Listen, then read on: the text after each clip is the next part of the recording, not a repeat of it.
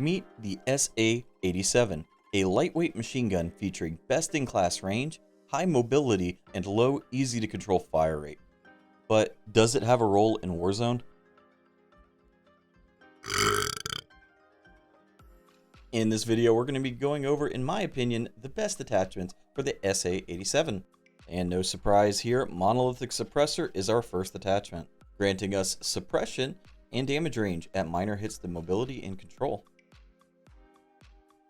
This build is partially going to be for range, and we'll get into that later in the video. However, we are not going to be adjusting the barrel. Nope. And the reason we can get away with this is the SA87 is the class leader in range for light machine guns. Now, there are a few reasons we're doing this. One, to keep the weight of the light machine gun down, for faster mobility and ADS. This will also allow us to use this attachment in other places that it's more needed for the SA87, such as the stock. Being an LMG, it can take a little while to ADS, so a lightweight stock is highly recommended to get that time down, to ensure you get the first shots if possible.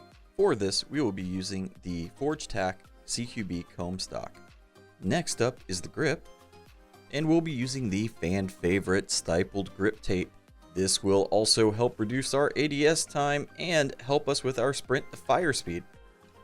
For optic, we'll be using the Cronin C480 Pro Optic. Of all the attachments, this one has the most wiggle room, so use the scope that you're comfortable with. The reason I choose this optic over the traditional thermals you see a lot of people running is because sometimes at range it can be hard to see targets on thermal that have cold-blooded. Additionally, my primary weapon has a thermal optic and I use it as a scouting scope. Once I acquire a target, I then swap over for range to the SA87. The SA87's damage carries well over range. And while you may not be able to land a killing shot on a sniper, you're definitely going to discourage them from being where they are, which is a win in itself. Our final attachment is going to be the Ranger foregrip. The added recoil control and aiming stability will help us over long ranges when paired with the slow rate of fire of the SA87. What we are left with is a range in the front, lightweight in the back style of loadout. Kind of like a mullet. You hear that in there? But what's the point? What's the purpose of this loadout? When deciding on the SA87, I actually tried a bunch of different weapons. Most notably, the EBR-14, SKS, FAL, and Odin. The goal was to find a DMR-style weapon that was also effective in close-quarters scenarios. The EBR-14 failed the close-quarters scenarios testing and was not effective due to its very low fire rate. The SKS and FAL were very close competitors for this role, and I actually still may use them a bit. They were both very fast and accurate at range and close quarters. But the lack of full auto for close quarters was the nail in the coffin for these two guns.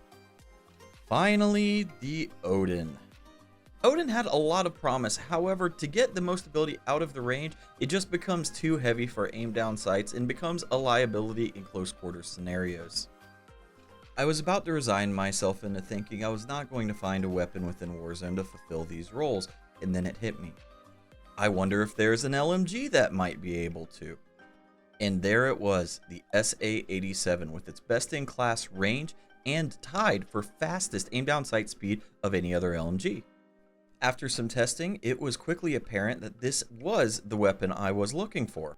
Its ability to suppress long-range targets and be effective in CQB is the clear winner. If you enjoyed this video and would like to see more, please drop a like and subscribe. If you decide to try this loadout, please let me know whether it worked for you or not. Good luck out there and get yourself a win.